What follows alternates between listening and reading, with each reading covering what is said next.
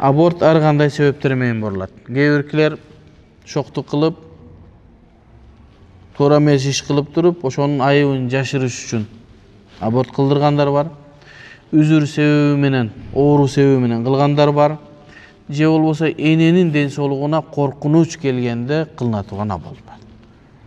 Эми ошонун өкүмдөрүн бардыгын ордуна коебуз.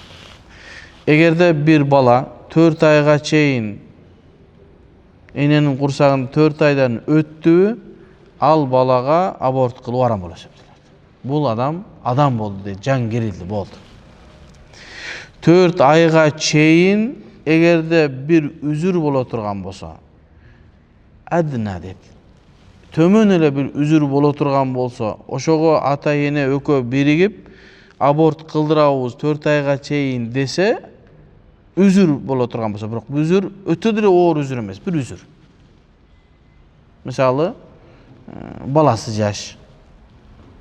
Же болбосо каны аз.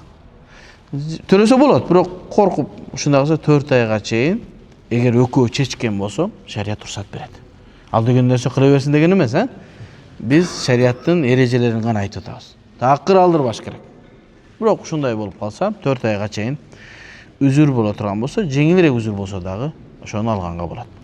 Ал эми эч кандай үзүр жок боло турган болсо, анда алдырыш жакшы эмес. Себеби Аллах Таала берген нерсени чамбаш керек. Эми бир бала бар, 4 айга чейин оорулуу болуп калды. Же болбосо врачтар энесине айтты, муну алдырбасаңар энесинин ден соолугуна коркунуч бар деди. Же болбосо муну бала коркчан болуптур, алдырып салсаңар жакшыраак болот. Бекер анда кыйнабай калат десе, 4 айга чейин бул эмне?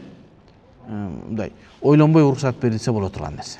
Себеби эненин ден соолугун сактап калуу, анан бала майып боло турган болсо 4 айга чейин ойлонбой кылса болот. 4 айдан өткөндөн кийин боло турган болсо.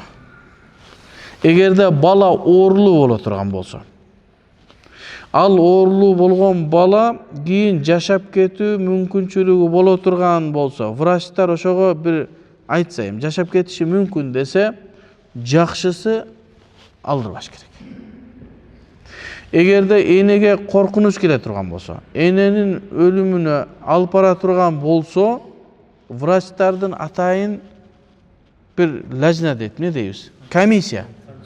Комиссия түзүп, мына докторум келди, айтып, муну аял алдырышы керек. Болбосо аялдын өмүрүнө коркунуч келет.